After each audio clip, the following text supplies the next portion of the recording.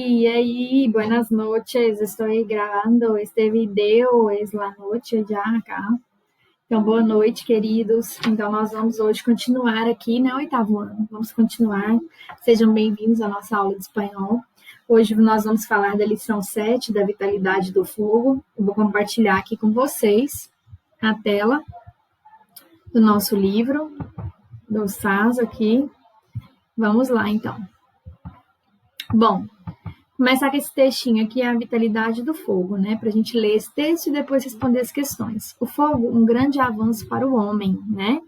Antes de que o ser humano conquistasse e controlar o fogo, ele já possuía algumas vantagens que lhe permitiam consolidar sua existência sobre a Terra. Seu cérebro havia evoluído e aumentado de tamanho, pelo que ele era capaz de fabricar ferramentas e armas que facilitavam caçar o maior número de presas. Caminhava erguido e contava com o dedo polegar oposto, sem, no entanto, estava condicionado a viver em lugares cujo clima fosse menos frio e a se mudar uma vez que houvesse esgotado os recursos do lugar. Quando o ser humano começou a controlar o fogo, ele o aproveitou em seu benefício. Ele recolhia brasas depois de um incêndio, ocasionado pela queda de um raio ou pela erupção de um vulcão, as levava às cavernas onde ele vivia e procurava alimentá-las em fogueiras. Mas não era capaz de produzir fogo, pelo que era comum, apesar de seus esforços, terminava perdendo-o. Até que o ser humano conquistou criar o fogo a partir da fricção das pedras com partículas de ferro ou esfregando um tronco de madeira sobre uma superfície de rama seca e transformou sua forma de vida. O fogo significou um grande adiantamento na vida dos humanos. O que é a grande adelanto? Uma coisa assim, fogo adiantou muito na vida deles, já que graças a este podiam esquentar suas cavernas e iluminá-las durante a noite, manter distanciados os animais selvagens e cozer a carne de cozinhar, né, a carne obtida das presas. Então agora ele vem aqui e pergunta para vocês: que fatores contribuíram para que o homem se consolidasse sua existência na Terra? A evolução, né, que eles tiveram, né, e o avanço de seu cérebro, né, e o fato de caminhar erguido e contar com o dedo polegar oposto, además que com isso poderia controlar o fogo, né, a seu favor também. Como o ser humano conseguiu criar o fogo? Como? De duas maneiras, né? Duas maneiras. A partir da fricção de las pedras em partículas de hierro, e também de restregar um tronco de madeira sobre uma superfície de ramas secas. Então, foram dessas duas maneiras. Qual a importância do fogo na vida dos homens? Né? Um grande adelanto, né, na vida. E no próprio texto habla isso, né? Calentar as cavernas, né? Cocinar a carne, que mais? Afastar os animais, né? Você acredita que pode viver sem fogo? Por quê? E aí? Eu creio que não. A mim, eu posso dizer que não creio que não posso viver sem fogo. E ustedes? E vocês, o que dizem? Podem viver sem fogo ou não? Aí aqui ele fala assim, leia as frases, substitua as palavras destacadas por seus sinônimos. O que são sinônimos? Palavras do mesmo significado, que estão no texto. Os instrumentos são necessários para facilitar o trabalho del hombre. Vamos colocar as ferramentas? Vamos, né? As ferramentas. Então tá bom. Se nos han acabado as provisiones. Se nos han terminado, ou então se esgotado as provisiones, né? ¿Por qué se queman hogueras en el día de San Juan? Hogueras pueden ser fogatas, né? Os representantes de la tribu Tarahumara se friccionavam. Podemos hablar restregavam? Sim, também, não? Então, vamos lá. Agora aqui, muito legal, aqui tem um léxico que fala de jogos. Acho que vocês já brincaram de boa parte deles. Las canicas, que é o quê? As bolinhas de gude, todo mundo brincou já, né? Dominó, é o dominó. El ahorcado, é o enforcado, é aquele jogo da forca. La consola, videoconsola, é o quê? Videogame, né? La cuerda, a corda, né? La peonza, é o peão, né? Que todo mundo brincou de jogar o peão. La memória, jogo da memória. La petanca, esse aqui eu não achei uma tradução para ele, mas é um jogo que joga umas bolas metálicas. Se vocês acharem, depois vocês me falem. A peteca, todo mundo conhece, né? El escondite é o esconde-esconde, né? La Haruiela é o quê? A amarelinha. E Los Três em Rádia é aquele que você marca, né? Eu esqueci, gente, eu não lembro como que chama esse jogo. Mas é aquele que você faz assim, e aí marca XXX, as bolinhas. É os três em rádia, né? Você tem que fazer uma rádia dos três para você ganhar. Aí aqui ele fala assim, completar as frases de acordo com os jogos. Vocês vão ler todos esses e vão preencher lá no classe de hoje, fazer a tarefa, vai mandar a foto para mim desses jogos de acordo com esses aqui. Qual que vocês acham que encaixa em cada espaço desse, em cada hueco desse, tá bom? Tudo bem? Então, vamos lá, vamos dar sequência. Agora a gente vai falar um pouquinho dos pronomes relativos. O que são pronomes relativos? O próprio nome já fala. Eles servem para fazer referência a unidades que estão o quê? Nas orações que os precedem ou sucedem, que vêm antes ou depois. Para que não se repitam os referentes, o que ele falou, né? Se utilizam os relativos. Então, às vezes, você já falou algum nome e você não quer repetir, aí você usa o pronome relativo. Olha aqui, Marcos é um brasileiro, vive na Espanha. Marco é um brasileiro, não precisa de você falar vive de novo, você fala o quê? Que vive na Espanha. Por exemplo, na verdade, ele pôs um ponto aqui, né? Não precisa de você quebrar a frase, você pode unir a frase, né? Um pronome relativo que substitui o referente, que é Marcos. Ó, Marcos é um brasileiro, vive na Espanha. Quem? Marcos. Então, ele é um brasileiro que, referente a quem? A Marcos, que vive na Espanha. E os tipos de pronome relativos? O que? Ele é mais utilizado porque se refere tanto a pessoas como a coisas. E é considerado invariável, porque você não tem ele feminino nem masculino, e nem no plural. Então, por exemplo, este que les habla es el professor. Então, aqui você tem esse que lhe fala é o professor, né?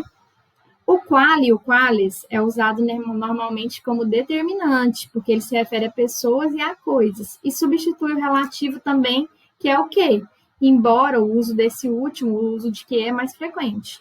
Então, olha aqui. En el accidente sufrió graves heridas a consequência de las quales faleceu posteriormente. Ou então você poderia das que faleceu posteriormente, mas ele colocou de las quales. Aí vocês viram que tem qual e quales, né? Então, aqui tem uma variação, né? E como a gente pode ver, pode substituir el qual e as formas dele variantes, lo qual, los quales, las quales, por el que. Então, você pode substituir esse de las quales por el que. Olha aqui. Dijo que tiene 4 hijas, das quales dos son gemelas. Dijo que tiene 4 hijas, de las que. Aí você substituiu quales por quê? Son gemelas. El reglamento segundo el cual se rige essa instituição é bastante claro. El reglamento segundo, aí você tirou o qual e colocou o quê? El que se rige essa instituição é bastante claro, certo? Então, a gente já viu o que e o qual, quales. Aí, agora, a gente tem mais dois aqui, o quien ou quienes, que é no plural, que se refere especialmente à pessoa, porque você fala quem ou quens. Na verdade, ele é um plural, que nem temos esse, né, no português. Diferente do português, né? Então, existe duas formas, uma singular e plural. Ó, Sérgio, quem havia dito la verdad, es amigo de mi primo Daniel. Então, Sérgio, quem havia dito a verdade, é amigo do meu primo Daniel. Estes chicos, quienes, o que é quienes? Referente a esses garotos. Estão fazendo diaburas, são os filhos da Carla. Então, você vê aqui que, diferente do português, o quien, e ele tem o plural dele, que é quienes. No português, a gente não tem. E temos o cujo, cuja, cujos, cujas, que esse é um pronome que serve para representar e indicar a ideia de posse. Então, é de possessivo, de possessão ou pertencimento. Eles mantêm a concordância em número e pessoa com a posse, e não com quem possui.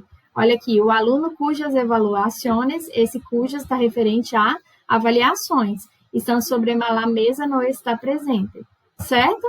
Então, os pronomes relativos, em alguns casos, eles vão ser acompanhados também de preposição, que são determinadas pelo verbo presente na outra oração. Olha aqui. El pupitre, o que é pupitre? A poltrona, né? Em que me sentei estava roto, quebrada. El pupitre en el que me sentei estava roto. Quien se sienta en algo. Então, esse en é a preposição aqui, tá bom? Então, por isso que fala en el que, tá? Então, aqui, una as frases com os relativos adequados. Eu deixo isso aqui para vocês fazerem para casa. Vocês vão unir essas frases com os relativos adequados, tá bom? Então, vamos lá, vamos dar continuidade. Aí, aqui tem mais. Rellena, o que é? Preencha os espaços com os pronomes relativos, se necessário, utiliza com as preposições. E aqui o terceiro, localiza os relativos que existem nas seguintes frases e diz a que ou quem eles se referem. E, para finalizar, nós vamos falar dos pronomes interrogativos. A pergunta em espanhol escrita somente pode ser iniciada, costuma ser iniciada, né? Suele é costuma, por um símbolo de interrogação invertido ao princípio e outro ao final da frase. Vou ler aqui do meu livro. Mas em sua posição normal. O espanhol é uma das poucas línguas do mundo que possui essa particularidade. O galego e o catalão também trazem essa característica em seu idioma. No português, inglês ou francês, por exemplo, o signo ortográfico vem somente ao final das frases, o que às vezes pode confundir o leitor no momento da leitura. No entanto, essa confusão logo desaparece se ele observa algumas... O que é o elhas? Algumas folgas ali que assinalam o caráter interrogativo das frases. Em português, por exemplo, algumas frases apresentam o uso das palavras quem, quando, como, onde, porquê, qual, quantos, por qual razão, entre outras. Sobre as frases interrogativas no espanhol, tem que ter cuidado com as interrogativas diretas e indiretas. Nas diretas, geralmente existem signos de interrogação no início e ao final das frases. Nas indiretas, no seu turno, não trazem nenhum signo de interrogação, nenhum sinal nas frases, mas é possível identificá-las, já que geralmente trazem verbos de entendimento, como entender, saber, perguntar, olhar, ver, entre outros. Uma informação importante sobre essas duas formas que ambas utilizam, os pronomes interrogativos acentuados. Os principais pronomes interrogativos são quais, gente? Está escrito aí. Como, que, quien ou quienes, quanto, quantas, aonde, de onde, qual, quando e por quê. Então, lembra de uma coisa, todos eles são obrigatoriamente o quê? Acentuados. Então, todo pronome interrogativo vai ser acentuado. Aí ele colocou até um exemplo aí para vocês. Donde está el coche de mi padre? Olha o donde, está acentuado. O outro, Carlos perguntou donde, também acentuado. Quem hizo la tarea de espanhol? Está acentuado também. Quem, né? A professora quer saber quem, olha, mais uma vez acentuado, certo? Então, prestem atenção. O que eu preciso saber, professora, de pronomes interrogativos? Que sempre nas frases de perguntas em espanhol, o símbolo vai vir de cabeça para baixo no início e ao final normal. Para quê? Para reforçar que é uma pergunta. E todos os pronomes vão vir acentuados. Aí agora eu quero que vocês façam para mim também essas atividades aqui, ó. Traduz essas frases interrogativas do português ao espanhol. Ponha os pronomes interrogativos adequados, fique de olho para a acentuação correta deles. E agora tem essa lenda do Prometeu aqui. Vocês vão fazer a leitura desse texto, a lenda de Prometeu, vão anotar as palavras desconhecidas e vão fazer o quê? Buscá-las no dicionário, certo? Que era a tradução do seu caderno. E também fazer esses exercícios aqui. O que foi essa lenda do Prometeu? Eu quero que vocês façam esses exercícios aqui para eu ver se vocês entenderam o que foi essa lenda. Tá certo? Então, gente, muito obrigada pela participação de vocês. Façam todas as tarefas. Irei colocar lá no classe de hoje, tá bom? Que agora a gente vai fazer uma unidade em cada aula. Anota suas dúvidas, meu querido. Não deixe as suas dúvidas para depois. E eu vou tirar todas as suas dúvidas quando a gente se encontrar na nossa live, tá bom? Gente, um beijinho para vocês. Fiquem com Deus. Foi um prazer estar com vocês. Tia Vanessa, adoro vocês. Deus abençoe, tá bom? Beijo. Tchau, tchau.